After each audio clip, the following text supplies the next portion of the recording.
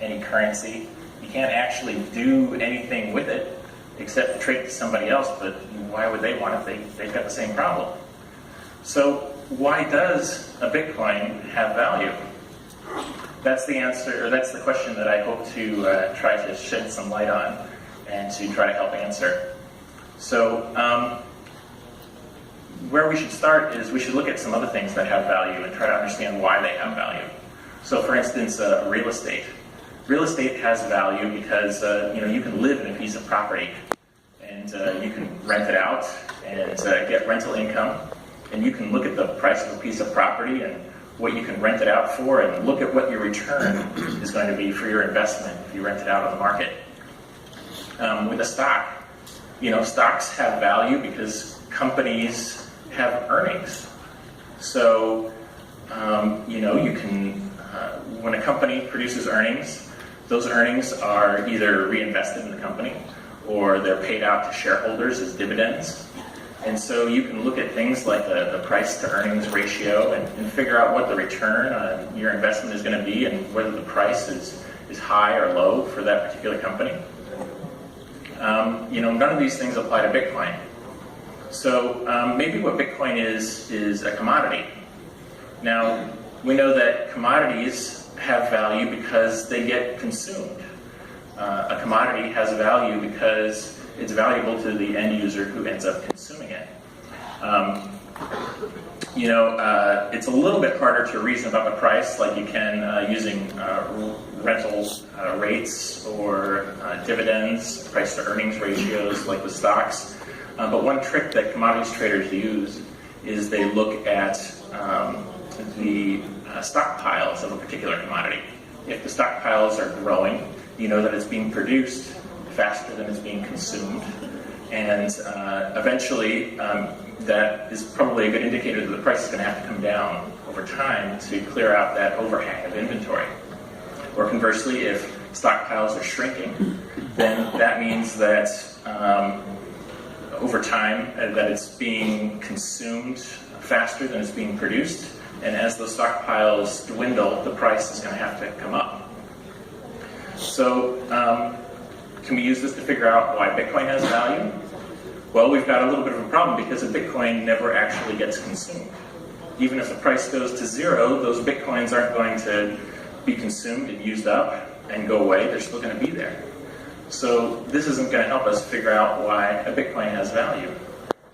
But there's something interesting. If you're a commodities trader and you're looking through a list of different commodities and looking at the size of the stockpiles of different commodities, there's one commodity that stands out that's really strange. It doesn't seem to follow the rules, and that's gold. Gold is really, really weird. Okay, if you look at how much gold gets consumed every year for industrial uses and subtract out what gets recycled, it turns out that the existing stockpiles of gold will last for something like 5,000 years. This makes no sense. If you're a commodities trader, you're going to want to go and short gold right away because obviously it's going to zero. What's going on here? Why is this happening? It's interesting that a lot of the same arguments that have been used against Bitcoin have also been used against gold, that it's inert, that it doesn't have any earnings, that doesn't do anything. So, if you look at the price of gold in 1971, it was $42 an ounce, and now it's $1,200 an ounce. That's a 2,500% return. If you look at the Dow Jones index, it was around 5,000 in 1971, and now it's just under 20,000. That's only a 400% return. So if you had listened to the people who said that you shouldn't invest in gold, you would have missed out. So what is going on with gold? Well, I think to try to understand this better, we have to do a thought experiment. So imagine that you have a fisherman. This fisherman is named Bob. He catches fish all day long, and he trades his fish for whatever else he needs. But the thing that Bob really wants more than anything else is a silver Mercedes luxury sedan with black Alcantara leather interior. This is his dream. This is what he really wants. his plan is to go fishing for a couple of decades and then go and get his Mercedes and retire in style. But right away he's got a problem. You see, if he goes and goes fishing for 10 or 20 years and stores up his fish and then goes and tries to trade it for his Mercedes, he's going to have a big stinking pile of rotten fish. What Bob needs to do is he needs to trade his fish immediately after catching it for something that he can store. All right? And so let's say Bob picks Hummel figurines, these little collectible figurines. My mother used to collect these when I was growing up in Ohio. So he starts trading his fish for Hummel figurines, and he puts them in his garage, and he stores them up, and now he's got a big pile of Hummel figurines that aren't really doing anything. They're just kind of sitting there in his garage. This sounds a little familiar.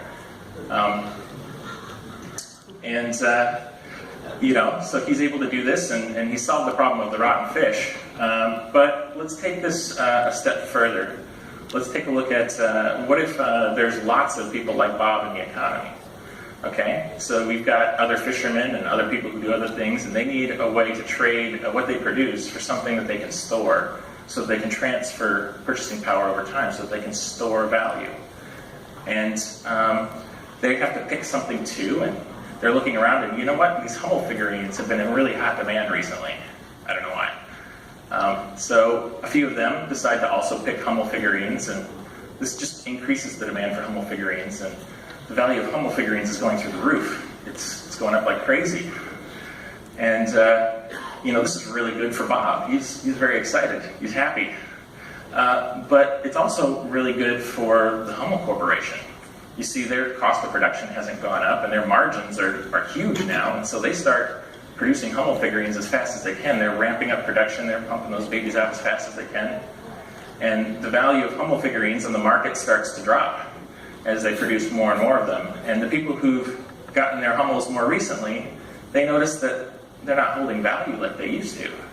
And so they decide to trade their Hummels for something else. And that just puts more Hummels on the market, which depresses the value even further. And then more people get rid of their Hummels, and before you know it, the great Hummel bubble of 2017 is popped. And Bob's wiped out. His dreams of retiring in style with his Mercedes are over. What's worse, he looks like an idiot. He's being ridiculed, him and his friends in the financial press. It's a disaster. What's worse is there was even some commodities traders who saw this huge stockpile of Hummels, and they shorted Hummels, and they look like geniuses. They made out like bandits.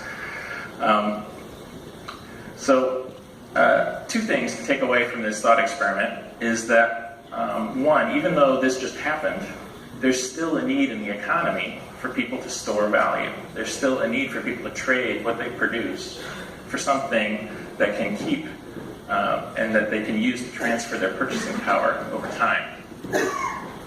And the other thing about this is that what they want to pick is not a manufactured good, but something that's really difficult to produce more of, something that is scarce, or more precisely, that has an inelastic supply. So whatever it is that they pick, they want to pick something that, if it increases in value, is not going to cause the production of that thing to increase, because it can't, for whatever reason. The supply is inelastic, and the more inelastic the supply, the better. Now, the other thing to notice is that there's this strong self-reinforcing cycle, where whatever a large, or whatever even a small number of people pick, causes the value of that thing to increase, and that causes more people to pick it. And so you have this self-reinforcing cycle. Now, I imagine a lot of you have worked in the tech industry. People who've worked in the tech industry will immediately recognize this as something called a network effect, where the more people who pick something, the more valuable it becomes, which causes more people to pick it in this self-reinforcing cycle. Now, network effects can be very stable.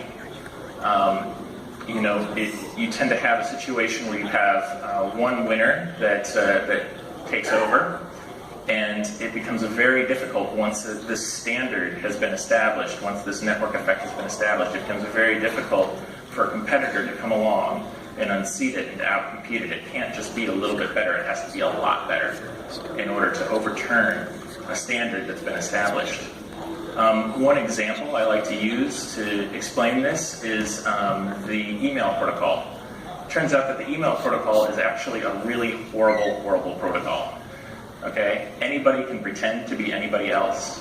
It's completely insecure. You get huge amounts of spam in your inbox.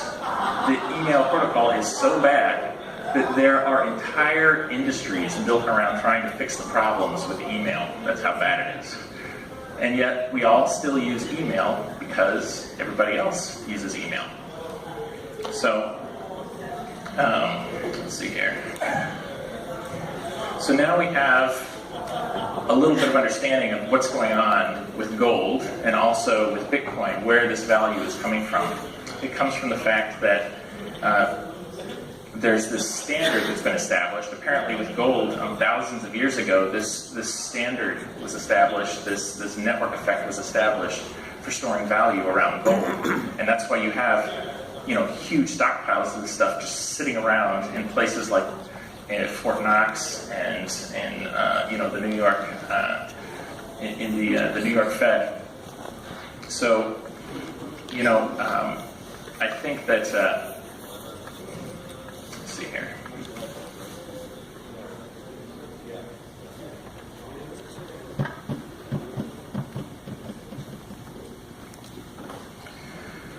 So, standards have been overturned. So it is possible to overturn these standards. By my count, the standard for storing value has changed maybe twice in human history. So ancient cultures all over the world used to use seashells as money. Native Americans called it wampum. And the same was true in Europe and in Asia. Cultures all over the world used seashells as money. And the reason that this kind of worked, they were relatively scarce. They had somewhat of an inelastic supply of seashells because it took a lot of time and effort to go and collect them. And in hunter-gatherer societies and in subsistence farming societies, the time was not something that people had a great abundance of. And so it was difficult to go and collect more. But then this new technology came along called metalworking, and it enabled a new and much better form of money with precious metals, and the standard eventually became gold for this. And gold, of course, was much more difficult to produce more of, much more inelastic supply and more durable, and it was a much better form of money, and it was enough of an improvement that it was able to overturn the old standard of using seashells. And then about 1,500 years ago, a new innovation came along called banking. And banking, for most of its life, bank deposits were backed by gold, and only just recently, like in the last few decades, have they actually been completely divorced from gold backing. But banking helps solve some of the inconveniences of using actual gold, like physical gold as money, in that a bank deposit is actually just a piece of information. It's just an entry in a ledger, kind of like a Bitcoin. And because it's information, this allows it to be transported more easily and stored more easily. But of course, with the cost, in the case of bank accounts, of counterparty risk, where you're trusting the bankers not to pull any shenanigans. So maybe in retrospect, this wasn't such a great idea. But in any case, now we have a new technology that's come along. This is something that has only happened a few times in human history, where a new monetary technology comes along that enables a much better form of money. So now with Bitcoin, you have something that is perfectly inelastic. Once we hit the 21 million cap, it's impossible to produce anymore because it's pure information. It can be instantly transported anywhere at any time at the speed of light to anyone in the world instantly, almost for free. And of course, through the magic of cryptography, it has zero counterparty risk, so we don't have any problems with bankers pulling tricks. So I'll just close with this. I think that the best thing that any of us can do to help bring Bitcoin to the widest audience possible, to help spread adoption, is to use Bitcoin as a medium of storing value to help establish it as that standard. So the best thing that we can all do to help spread Bitcoin and bring the power and freedom that Bitcoin represents to everyone in the world is to store it, is to save in it, is to hoard it.